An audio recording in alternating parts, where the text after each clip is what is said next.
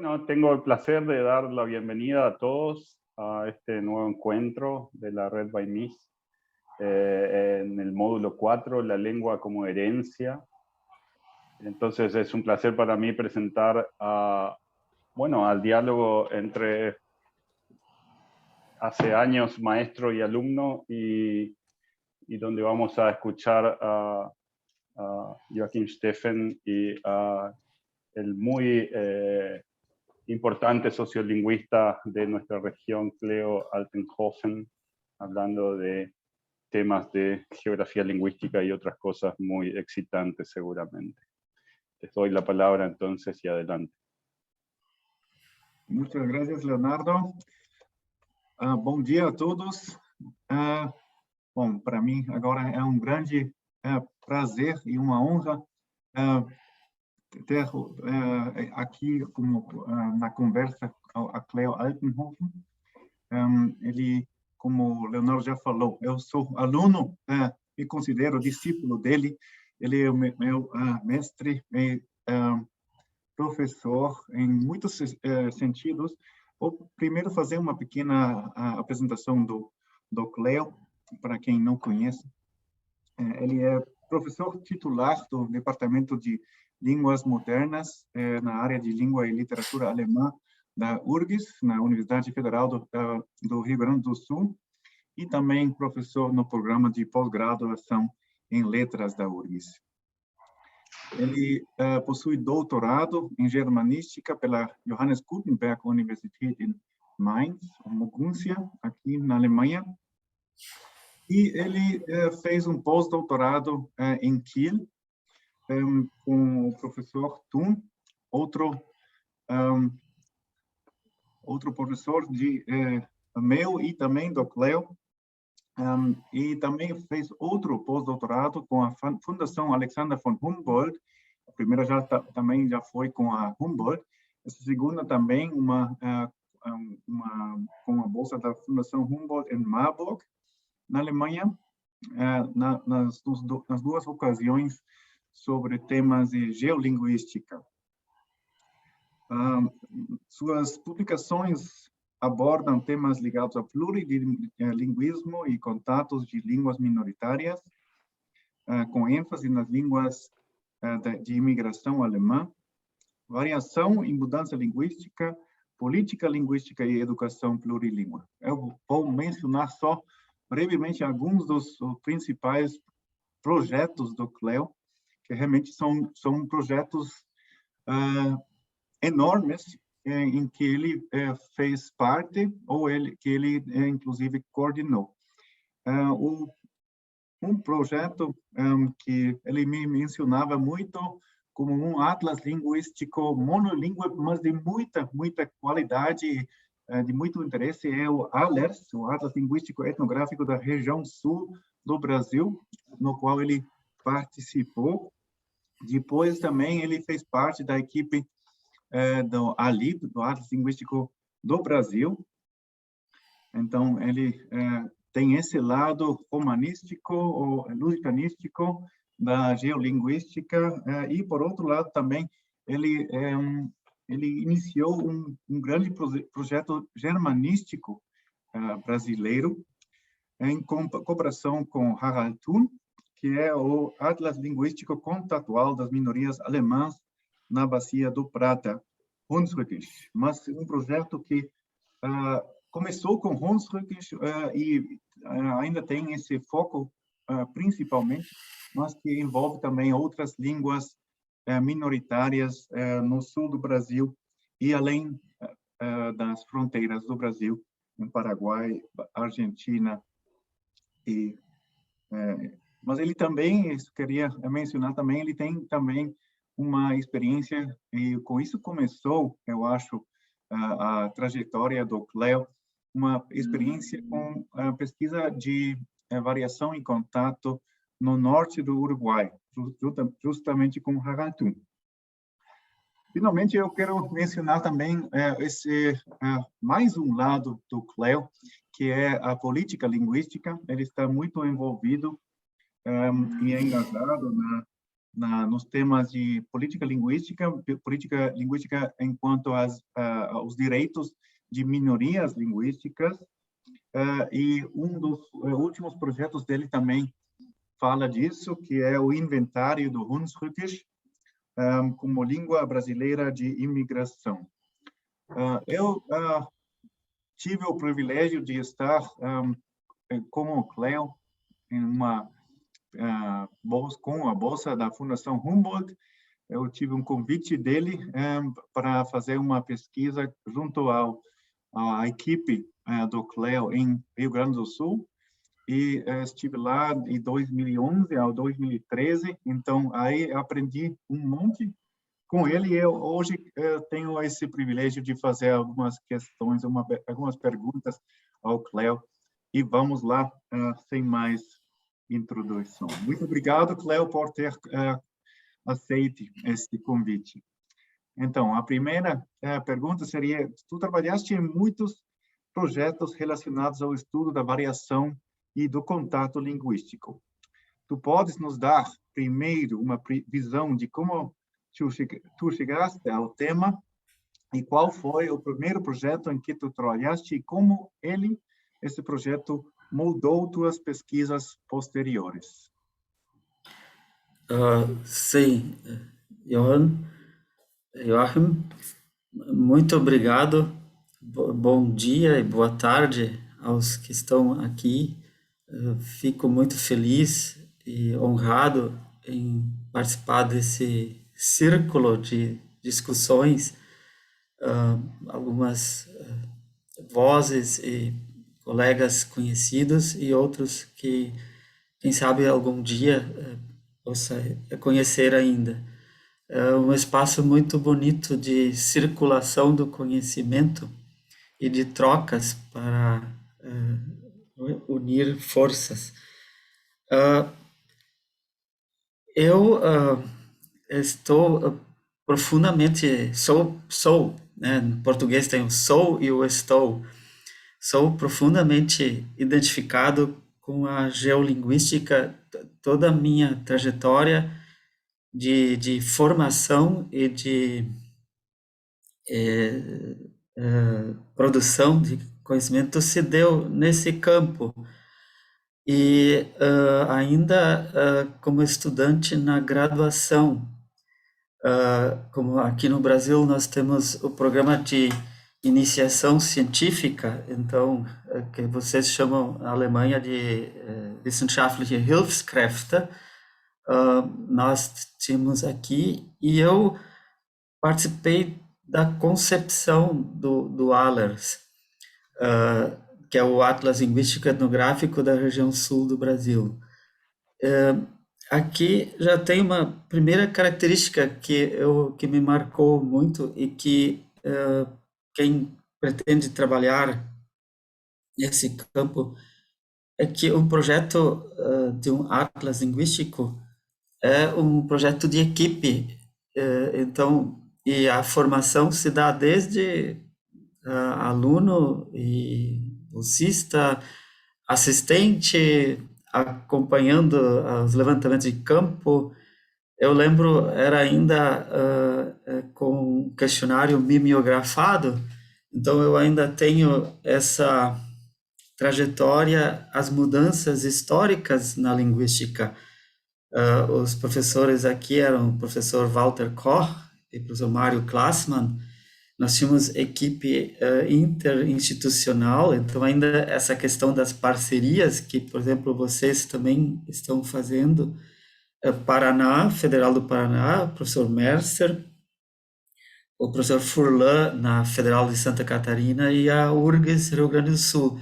Então, essa dinâmica, por se envolver uma área grande, o sul do Brasil é praticamente o tamanho dobro da Alemanha, né? O Rio Grande do Sul sozinho é o tamanho da Alemanha. Então, exigiu parcerias. E no ALERS, nós tínhamos uma rede de 275 pontos.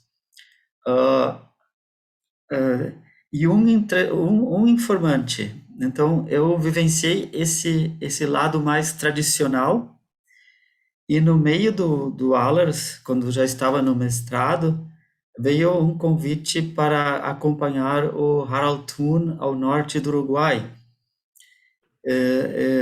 Isso me proporcionou contrastar o monodimensional e o pluridimensional. E já direto, considero isso uma sorte do destino, né? Acompanhar o Harald Thun, que é o grande teórico da dialeturgia pluridimensional, em pesquisa de campo no norte do Uruguai por 3 anos seguidos nas minhas férias acadêmicas. Então, muito curioso. E nós, primeiro, porque ele precisava de um entrevistador de fala que falasse português. No Uruguai havia poucos. Na Universidade de la República, Montevideo, sequer tinha português, né? E então eu acompanhei para fazer os levantamentos. Enquanto no Allers ia um fim de semana, no ADO nós ficamos uma semana inteira com 4 grupos de entrevista, pluralidade de informantes, e observando, fazendo o caderno de campo. O Harald Thun nunca menciona, nunca escreveu que essa dialetologia pluridimensional também faz uma espécie de etnografia, né? Etnografia, mas é o que nós fazíamos, com observação participante, descrevendo, inclusive desenhando mapas do contexto, e também bilíngue, dialingual, no caso, levantamentos do espanhol e do português. Isso me influenciou na sequência. Nós ainda estamos fazendo os levantamentos do Allers, e eu daí ficava pelo menos 2 dias, pernoitava na casa dos informantes, tentando absorver um pouco mais da localidade, não simplesmente chegar, fazer a entrevista, enfim. Me marcou, Joachim, essa questão do empírico e do teórico. Geolinguística é um método extremamente empírico, depende dos dados. Então, esse cuidado técnico também mudou muito. Nós tínhamos no Allers fita cassete, gravador com fita cassete. Vínhamos ao instituto e identificávamos as fitas. No ADO, tínhamos um gravador de rolo Grundig. Eu era o carregador do gravador, então íamos. O Thun sempre priorizava ir de ônibus, ir da maneira mais natural, para captar já na ida a campo peculiaridades do meio e da constelação de línguas que havia lá.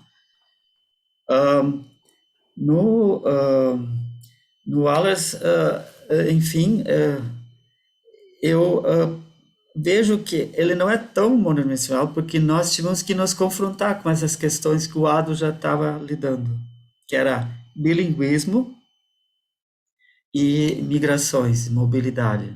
Mas eu acho que essa seria a primeira pergunta, né, Joachim?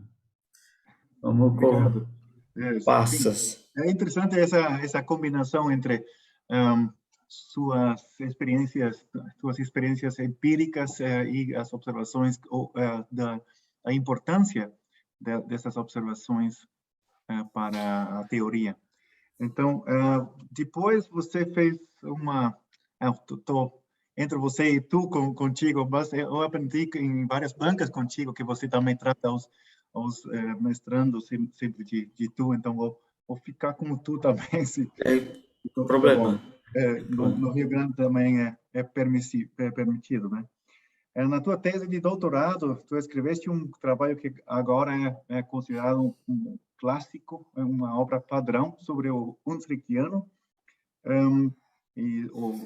Nem sei se também foi a primeira vez que surgiu esse nome de Rio-Grandense Hunsrücks, mas acho que sim. E tu podes resumir brevemente o que te inspirou a escrever esse trabalho? Me imagino que, em parte, já falaste sobre isso enquanto a experiência com Mario Klassmann e tudo. Sim, ótimo. Ah, para eu penso que eu falo também para alguns mais informação, estudantes. Projetos de geolinguística são projetos de fôlego. Então, a ponte do lado do Allers para Mainz, onde eu fiz o doutorado, se deve que o Thun estava em Mainz.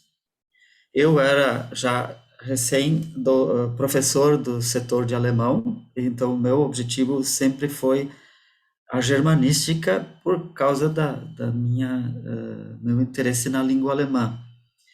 E então o Thun que me trouxe ao orientador, o Günther Bellmann, numa viagem de estudos que fizemos com o DAD. O DAD, a minha professora aqui e eu, nos conduzimos um grupo de alunos e viajamos e fizemos uma parada em Mainz. E aí eu tive o contato com o Bellmann, que tinha o Mittelrheinischer Sprachatlas de interesse, o Atlas da Renânia Central, que é a área de partida dos Hunsrückianos, de onde vêm os Altenhofens também, né? Então, o interesse no Hunsrückisch tem a ver também com a minha biografia linguística, porque eu me criei falando essa variedade dialetal. E o Bellmann, inclusive, colocou como condição ver de perto aqui no Rio Grande do Sul para poder me orientar adequadamente. Então, 2 semanas, o Bellmann veio ao Rio Grande do Sul, com a ajuda dos meus professores aqui, nós organizamos uma turnê pelas colônias de fala alemã aqui por perto. Então, a metodologia é interessante. Isso coloca lado a lado romanística e germanística, porque o Allers é romanística, é um atlas do português rural, né? Vamos dizer rural, porque aqui na URGS nós tínhamos o VAR Sul, que era da variação urbana, do português na região sul, que eram pontos específicos. Uma rede menos densa, mas mais urbana. E o Bellmann já trabalhava no Mittelrheinische Sprachatlas com modelo bidimensional, geração velha e jovem.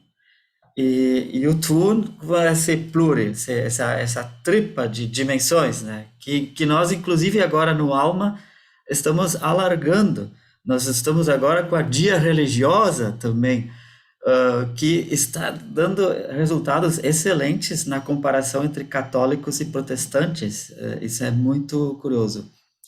Agora, manusear todos esses métodos é delicado. Então, exige experiência. Eu vejo quando eu assim, oriento no mestrado e no doutorado, como custa compreender a aplicação. Eu tive o privilégio de observar isso diretamente em campo e discutir com o Thun e discutir, inclusive com o Joachim, a gente foi a Maracaju, não é Maracaju, Moseldorf, né? Passo Tutja, no Paraguai, e ao Mato Grosso, onde a Neiva nos acompanhou também. Então, toda a pesquisa de campo foi, ao mesmo tempo, um laboratório de discussão, de troca. Então, essa passagem para dar conta dos desafios do meio foi incrível. No caso do doutorado, o Bellmann ficou na formação mais na formação um pouco mais clássica. Então, a minha tese é mais uma monografia dialetal, né? que segue aquele modelo com o sistema de referência do Mittelhochdeutsch para o vocalismo e do Westgermanisch para o consonantismo. Mas isso foi, até hoje, fundamental para mim, ter essa formação germanística.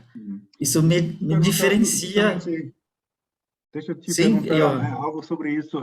O Bellman é germanista e você também fez o doutorado em germanística, mas esse livro já contém várias partes importantes de contato, né? Descrição de fenômenos conceituais, tanto no âmbito do léxico como também nos outros níveis da língua. Então, o Bellman também teve interesse por essas questões ou principalmente estava interessado no lado germanístico? A gente via ainda no Bellman o interesse naquelas formas originais. Eu tinha um tio, o Michel, que falava um alemão ainda bem mais próximo da matriz de origem.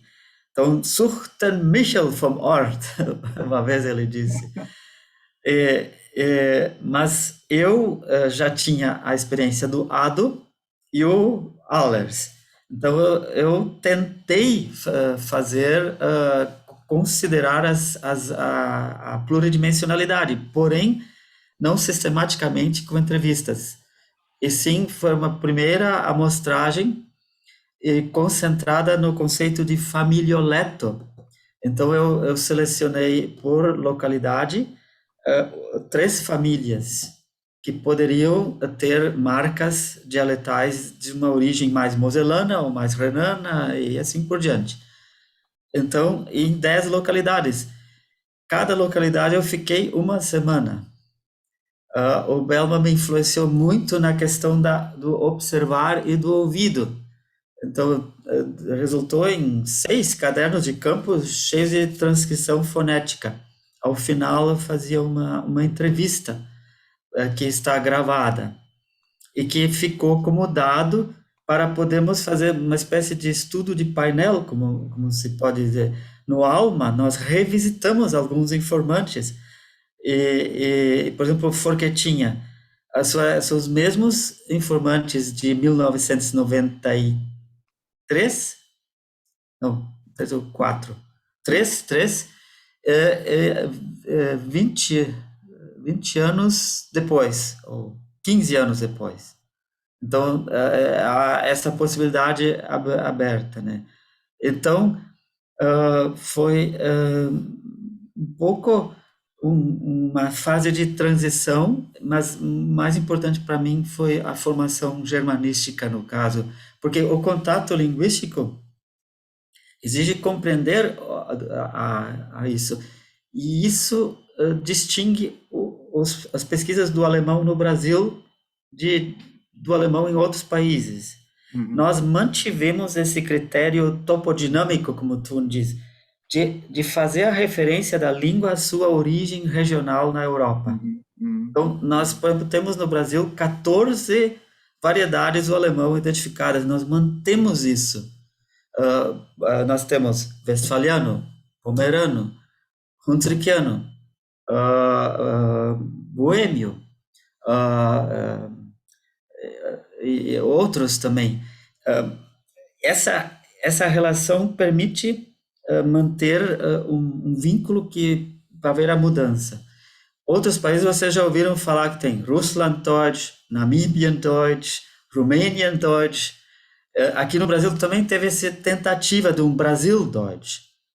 E o Koch, meu orientador do mestrado, ele criticava essa tendência de fazer de conta que é uma matriz só. Nós temos pomeranos que falam Hunsrückisch, nós temos westfalianos que são bilíngues, né? Hunsrückisch e westfaliano. Então, mas manter a relação entre o ponto de partida e o de chegada permite reconstruir melhor, com mais controle, essas variedades todas. E agora, no Alma, ainda mais com a pluridimensionalidade, né, Johan? Saindo um pouco do âmbito da germanística, você também esteve envolvido em vários projetos de geolinguística do Brasil. A ALERS já temos mencionado, e a LIP também, a Atlas Linguística do Brasil.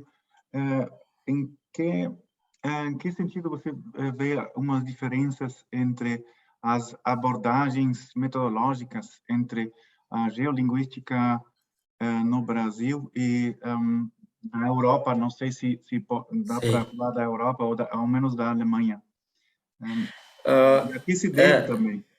Sim, Joachim, a geolinguística brasileira sempre teve muitos desafios. Quase surgiu como decreto lá na década de 40, 1940, um período meio nacionalista, né? Em que se disse que a língua do Brasil, a língua do povo, tinha que ser documentada, né? Elemento nacional, né? Só que a extensão territorial do Brasil é enorme, é continental. Então, em Porto Alegre, ocorreu o primeiro congresso brasileiro de dialetologia. Curiosamente, em Porto Alegre, onde estavam os professores da URGS, no caso. Então, por que Rio Grande do Sul? Porque se considera o Rio Grande do Sul um terreno muito especial, né, que guardava marcas originais. A dialetologia sempre ficava muito aquela coisa de reconstruir aquela coisa antiga. O que se decidiu foi por atlas regionais. Então, surgiu o primeiro atlas prévio dos falares baianos, né, da Bahia. Depois teve também o atlas de Minas Gerais. O atlas, outros atlas também, mas o atlas, o ALERS era o único que tinha mais de um estado. E o COR, quando entrou na equipe do Atlas Linguístico do Brasil, o ALIB, que surgiu depois, quando a gente estava praticamente terminando o ALERS, ele ficou encarregado de comparar os questionários e ele viu muito pouca coisa comum. Então, disse, vamos fazer atlas regionais, mas ninguém combinou um questionário, mesmo que o Antenor Nascentes tenha aquele questionário básico, né, que é para servir de orientação. Então, dificilmente se pode pegar um puzzle, como um puzzle, e colocar o mapa da Bahia, o mapa de Minas, o mapa da região sul. E aí tem uma outra lacuna, que é o Atlas São Paulo, né? Ficou um buraco, e São Paulo é crucial, né? Então não tem Atlas de São Paulo. Depois tinha o dos pescadores também. Então a comparabilidade que o Thun sempre salientou não existia. O ALIB, então, começou de novo, e quando ele foi iniciado, ele foi construído um comitê de representantes de cada atlas já publicado. Então, o Zagari, a Socorro, Aragão, e a Jacira Mota e outros, né? E o COR. E eu entrei tentando, assim, contribuir. Bom, se eu vou entrar, vou contribuir logo para que essas novas ideias da pluridimensional possam ser assimiladas, né? Então, o ALIB agora fez os levantamentos, mas ainda manteve o informante único, né? Uma decisão, assim, coletiva da maioria. Eu acho a pluralidade de informantes essencial, ainda não captando bem o dialingual, porque nós temos regiões com muito bilinguismo, em que a maioria não é monolíngue em português, e sim os outros grupos, e a migração também. Mas eles têm os levantamentos diversos. E o ALIB é grande, são muitos pontos, uma área enorme. Então, esse grande desafio em relação bom, a Europa também tem atlas maiores, né?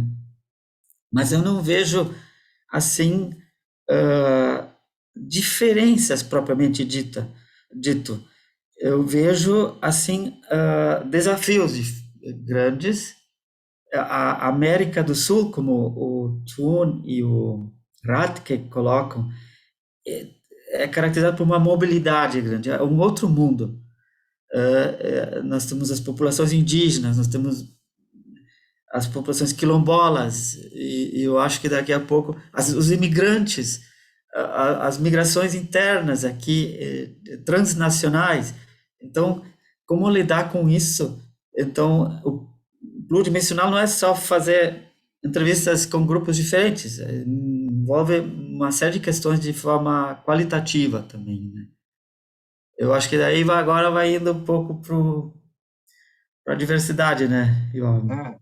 Sim, primeiro eu queria falar também um pouco sobre os resultados das pesquisas, porque falamos sobre diferentes perspectivas e também a tua trajetória e como aprendeste com diferentes outros pesquisadores, mas agora tua experiência também levou a muito conhecimento e resultados. Eu queria saber a tua avaliação sobre o estado atual. Bom, é difícil talvez de geralizar, mas é o estado atual do alemão no sul do Brasil, e especialmente porque aqui temos o nosso foco é Misiones, uma região que tu também conheces. Então, o estado do alemão é falado no sul do Brasil enquanto a manutenção da língua em comparação a Misiones. Se tu percebeste algumas diferenças aí nesse sentido. É um tema que me ocupou sempre muito, como entender a vitalidade linguística do alemão, a minha e que medida. Na pós-graduação aqui, desde cedo, e já em função do mestrado, eu sempre me interessei justamente pelo tópico bilinguismo, hoje plurilinguismo. E existem aqueles teóricos que dizem nos imigrantes a primeira geração vem monolíngue na língua de origem, a segunda geração só torna bilíngue e a terceira já perde. Mas no alemão, eu sou muito mais otimista. Vejam, em 2024, agora daqui a 2 anos, vamos comemorar os 200 anos da imigração. A minha geração dos Altenhofens, por exemplo, veio em 1827 para o Brasil, e nós falamos ainda o alemão. Então, 200 anos, 2 séculos, e se mantém. E no Alma, basta olhar as entrevistas do Alma, nós, na maioria dos pontos, temos os 4 grupos, velhos, jovens, velhos com mais escolaridade, com menos escolaridade, jovens com mais e menos. Temos os 4 grupos com falantes, mais e menos, variável, é claro. E o que eu vejo é tentar explicar, não se ainda, porque o Bellman, por exemplo, dizia prognóstico na língua é difícil, porque mas por que se manteve tanto? E não por que se vai ainda, né? Então, o que eu observo é uma coisa que nós falamos sempre muito. As colônias velhas parecem que são as com mais vitalidade. Pelo tempo, tinha que ser o contrário, né? As colônias mais periféricas, fora do eixo central das colônias velhas, que outros diriam de Mutterkolonie, né? Os Tochterkolonien, elas poderiam ser o contrário, mas ali se manteve. Por quê?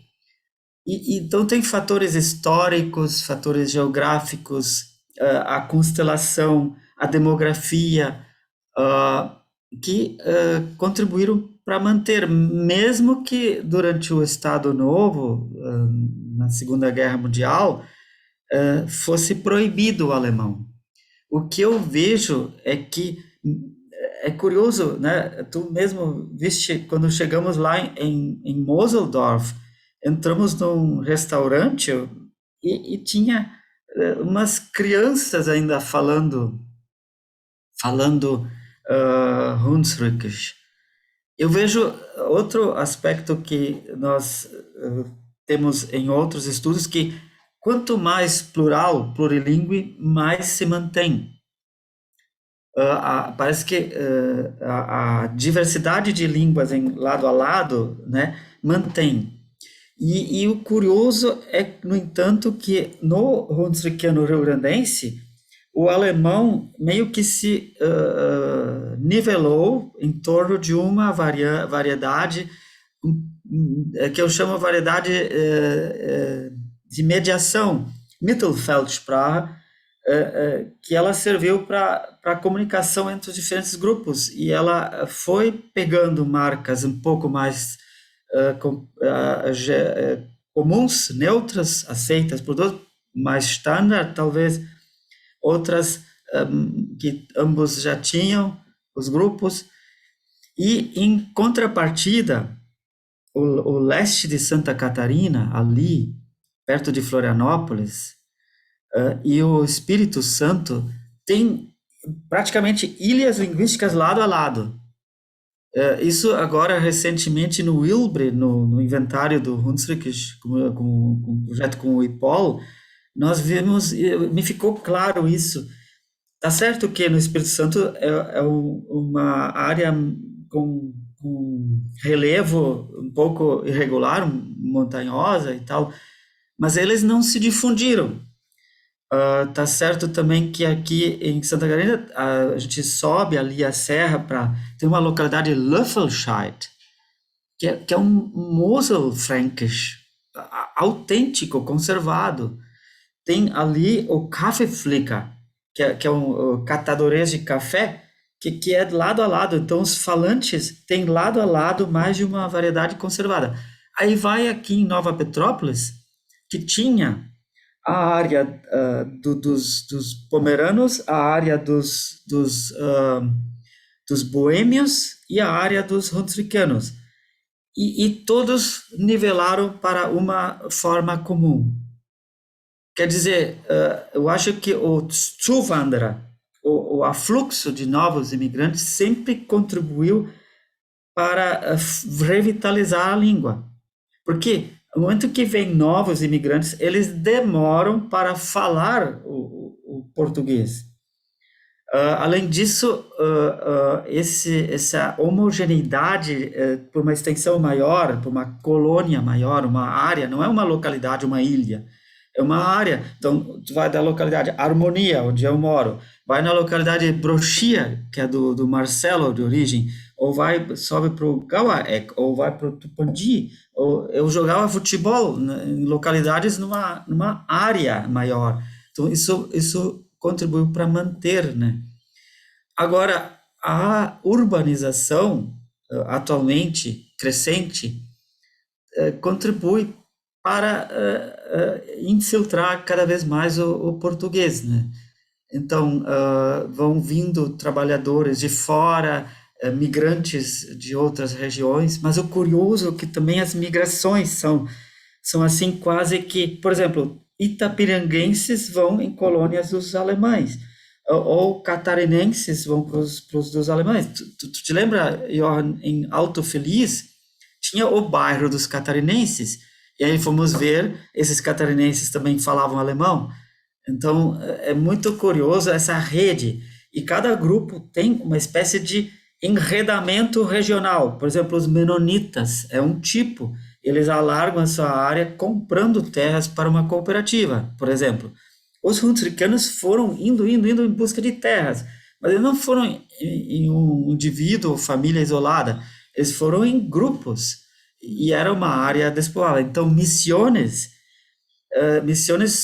sofre esse afluxo, ele está dentro desse projeto de difusão dos rio-grandenses, que são teuto-gaúchos, né? Só que Misiones é muito complexa, bem diverso. Eu lembro que a gente, o Tune e eu, observamos esse lado para o lado do Paraguai e para o lado do Rio Grande do Sul, né? Muita presença de paraguaios, por exemplo, em Monte Carlo, mas muito falando português ainda, como os alemães falavam alemão no Rio Grande do Sul. E se me permite, um comentário muito interessante nessa comparação Brasil e Misiones e Paraguai. Não me lembro onde foi, em qual localidade, eles relataram como eles chegaram. Acho que foi Santa Rosa del Mondaí. Eles chegaram num caminhão com uma vaquinha, eu presumo algumas galinhas, e uma lona. E se instalaram na área da floresta. E a primeira casa era de lona. A gente disse, mas isso aqui parece que a gente está reprisando a chegada dos imigrantes alemães no século XIX aqui no Rio Grande do Sul. Só que aqui não tinha caminhão, lá já tinha o caminhão. Aqui eles não trouxeram a vaquinha, aqui tinham os tropeiros, né, que passavam, inclusive os bois aqui, todos os bois têm nome em português. Tem gaúcho, tem mineiro, porque eles compravam dos tropeiros que traziam, né. E aqui era a casinha, a primeira casa dos imigrantes alemães no Rio Grande do Sul, era de palha. Então, é muito interessante. Então, isso é a vantagem do geolinguístico. Quando se tem um macro, se pode ver o que acontece com o mesmo objeto de estudo em condições diferentes. Entende? É muito curioso o que mencionaste, essa preservação do alemão, tanto nas colônias velhas, perto de Porto Alegre e lugares pequenos, mas também em lugares muito afastados, como Passo Tujão, Moseldorf. E entre esses extremos geográficos, há alguns lugares onde não se preservou tanto. Então, me deixa quase pensar que o estilo de vida é um grande fator na preservação. Mas deixa eu te perguntar um outro assunto que também tocaste, que é a diversidade linguística, não só do alemão e português, o contato e preservação do alemão, mas também em uma perspectiva mais ampla. No Brasil, tem muitas línguas e tu estás muito envolvido também nessa questão da diversidade linguística e junto com o IPOL, o Gilvan, por exemplo, ele é um colega que trabalha nesses temas. Como vês hoje essa questão, o estado dessa discussão?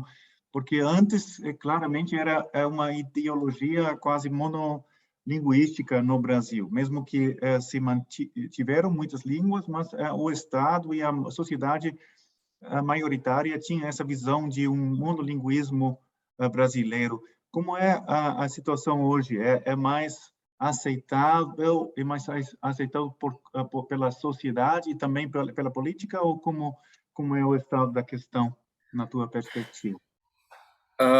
Sim, é muito importante.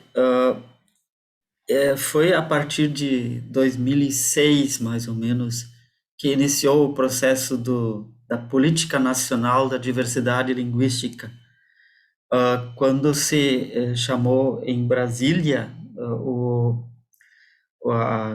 o encontro do livro das línguas, porque o Talian tinha requisitado ser incluído como patrimônio cultural imaterial, né? E aí houve um movimento grande, em 2007, o decreto que instituiu o inventário, dezembro. Teve depois uma auditoria da diversidade linguística com um grupo de trabalho. O IPOL desempenha um papel nisso, sim. No plano das línguas, se evoluiu muito nesse período, né? São mais de 10 anos. mesmo em 2007, nós também organizamos aqui o Fórum Internacional da Diversidade Linguística. Eu sou germanista, ajudei o Atlas do português, então eu sou brasileiro também, então essa questão era muito ideologizada. Então eu sempre ouvi muito que para falar português porque eu era brasileiro, então me senti com essa cobrança de demonstrar minha brasilidade. Então, também contribuí, orientei teses e dissertações para outras línguas, italiano, polonês, até o Guarani agora e assim por diante. Mas, agora, recentemente, apesar dos avanços, nós temos alguns. O instrumento maior é o inventário linguístico, a documentação, né? O inventário é requisito para reconhecer essas línguas como patrimônio, não, referência cultural brasileira. As línguas têm uma situação diversa. As mais preocupantes são as indígenas. Então, no inventário se categorizou línguas indígenas, línguas afro-brasileiras, tive muita dificuldade de denominação, porque se fala bem língua africana, as línguas crioulas nas fronteiras, as línguas de imigração não existiam, elas começaram a entrar nesse processo, né? No livro das línguas havia o Talian e o Hunsrücks como representantes, um falante, um pesquisador e tradutor, né? E as Libras, né? Libras que agora tem algumas licenciaturas, língua de sinais brasileira. Agora, atualmente, a situação política está muito, muito prejudicada, né, para a questão de minorias, muito ruim o momento. Houve apesar disso, há uma organização. Por exemplo, aqui no Rio Grande do Sul, nós temos algo que deu visibilidade, que é o Sistema Estadual de Cultura, e ele é constituído por colegiados. Tem o colegiado do teatro, o colegiado das artes visuais e assim por diante. E em 2018 foi criado pela mobilização de algumas línguas, italiano, polonês, alemão, o Colegiado Setorial da Diversidade Linguística, que eu coordeno desde então. Nesse colegiado, nós conseguimos, só o fato de estar dentro desse sistema, e o Rio Grande do Sul é pioneiro nisso, está criando uma consciência maior das línguas. Então, a gente vê vários projetos, só que, curiosamente, pelo lado da cultura. Porque o lado da educação, e nós organizamos, por exemplo, um ciclo de palestras, Educação para o Plurilinguismo, nós estamos tentando inserir e envolver a questão da educação, porque seria um meio em que várias comunidades estão vendo potencial para manutenção, mas o principal é a consciência linguística aí, o reconhecimento. Desculpa, mas, temos que cuidar um pouco o tempo. Eu teria uma última pergunta e depois passamos a oportunidade também. Desculpa também. Uma breve pergunta e peço uma breve resposta. Com o teu conhecimento de hoje, o que tu farias diferente nos teus principais projetos e o que tu recomendas aos jovens colegas que querem fazer um atlas linguístico? Ou talvez um ponto mais essencial. Sim, o ponto mais essencial eu acho que é reinterpretar o que é o atlas linguístico, qual é a função do mapeamento. Eu não vejo mais a função original, que era mapear áreas. Uhum. Eu vejo o mapa, a cartografia como um método análise, um laboratório para ver relações sobre a língua. E eu acho que não é mais tanto, eu estou bastante encucado com isso, porque mudam os tempos, né? Não é fazer uma série de mapas, e sim organizar um banco de dados e usar o mapa como uma espécie de radiografia, como a gente faz teste de pulmão,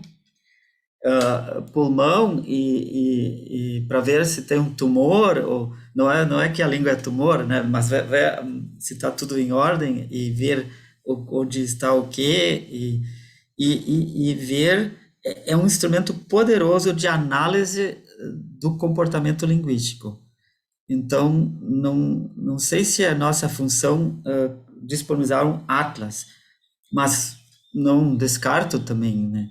Eu vejo o Atlas, o ALMA, que se chama assim historicamente, como um banco de dados e uma metodologia que a gente avançou muito na cartografia.